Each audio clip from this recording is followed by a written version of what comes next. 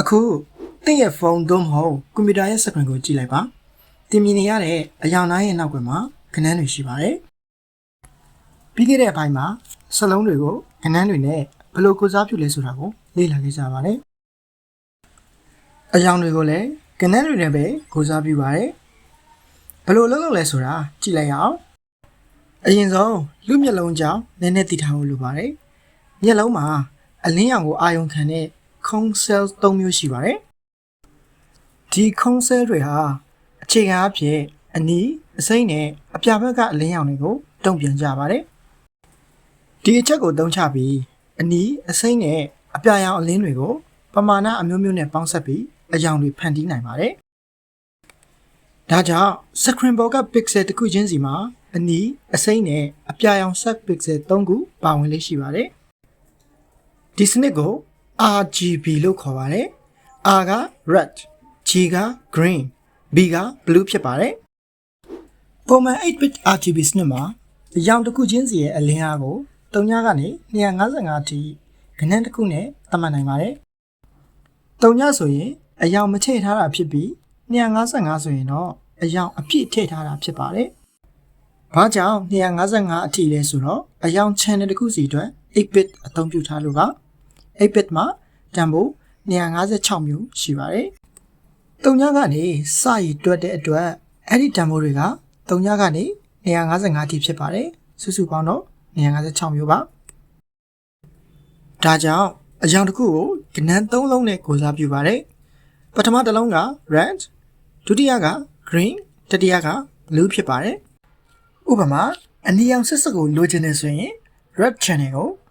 255အထိထားပြီးgreen နဲ့ blue channel ကို3ညထားရပါမယ်။ဒါကြောင့်အနီရောင်ရဲ့ RGB တန်ဖိုးက25500ဖြစ်ပါတယ်။အဖြူရောင်ကိုလိုချင်ရင်တော့ channel 3ခုစလုံးကိုအရောင်ပြည့်ထားရပါမယ်။အနက်ရောင်ကိုလိုချင်ရင်တော့ channel 3ခုလုံး short ထားရပါမယ်။အနီအစိမ်းနဲ့အပြာရောင်ကိုမတူညီတဲ့ပမာဏတွေနဲ့ပေါင်းစပ်လိုက်ရင်အခြားအရောင်ပေါင်းများစွာကိုဖန်တီးနိုင်ပါတယ်။ channel တစ်ခုစီမှာတန်ဖိုး256မျိုးရှိတဲ့အတွက် RGB 3ခုလုံးကိုပေါင်းလိုက်ရင်အရောင်ရည်အတွက်အများကြီးရလာပါတယ်။အတိအကျဆိုရင်256ကို3ကြိမ်မြောက်ထားတဲ့ဒီလောက်ဖြစ်ပြီးအရောင်ပေါင်း16တန်းကျော်ဖြစ်ပါတယ်။အခု pixel ဆိုတာဘာလဲဆိုတာကိုဆက်ကြည့်လိုက်အောင်။ pixel ဆိုတာ screen ပေါ်ကအလွန်သေးငယ်တဲ့အကွက်လေးတစ်ခုပါ screen ကို zoom ဆွဲကြည့်လိုက်ရင်ပုံရိပ်တစ်ခုတည်းလို့မမြင်ရတော့ပဲ pixel လို့ခေါ်တဲ့အကွက်လေးတွေကိုမြင်ရပါမယ် pixel တစ်ကွက်ရဲ့ RGB တန်ဖိုးက25500ဖြစ်ရင်အဲ့ဒီ pixel ကိုအနီရောင်အဖြစ်မြင်ရပါမယ်ဒီလို pixel တစ်ခုချင်းစီကိုမတူညီတဲ့ RGB တန်ဖိုးတွေသတ်မှတ်ပေးလိုက်တဲ့အခါအရောင်အကွက်လေးတွေပေါင်းစပ်ပြီးပုံရိပ်တစ်ခုဖြစ်လာတာပါသင် screen ပေါ်မှာတော့ pixel တစ်ခုနှစ်ခုတည်းမဟုတ်ပါဘူး pixel ပေါင်းတန်းနဲ့ကြည့်ပြီးတစ်ပြိုင်တည်းအလုပ်လုပ်နေတာပါအဲ့ဒီ pixel ပေါင်းများစွာကကိုယ်ပိုင် RGB တန်ဖိုးတွေအတိုင်းအရောင်တွေပြသပေးတဲ့အခါသင်မြင်နေရတဲ့ဓာတ်ပုံတွေ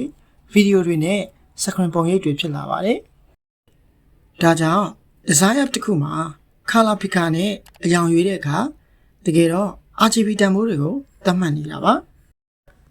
ပြီးရင် screen ကအဲ့ဒီ RGB တန်ဖိုးတွေအတိုင်း sub pixel တွေရဲ့အလင်းအားကိုပြောင်းလဲပြီးတင်ရွေးထားတဲ့အရောင်ကိုပြပေးနေတာပါအခုဆိုရင်ကွန်ပျူတာကစလုံးတွေနဲ့အရောင်တွေကိုဘယ်လိုဖော်ပြပေးလဲဆိုတာသိသွားပြီဖြစ်ပါတယ်နောက်တစ်ဆင့်မှာတော့ကွန်ပျူတာကိုပြဿနာတစ်ခုဘယ်လိုဖြေရှင်းရမလဲဆိုတာသင်ပေးတဲ့နည်းလမ်းဖြစ်တဲ့ algorithm အကြောင်းကိုဆက်လေ့လာကြပါမယ်ဒီလိုနည်းပညာနဲ့ပတ်သက်တဲ့ content video တွေကိုအလုပ်မခံမဲ့ကြည့်ရှုနေဆိုရင်ကျွန်တော်တို့ Corovas ရဲ့ Facebook, YouTube, TikTok နဲ့ Telegram channel တွေကို like and subscribe လုပ်ထားနိုင်ပါတယ်ခင်ဗျာနောက်ဗီဒီယိုမှာပြန်ဆောင်ကြတာပေါ့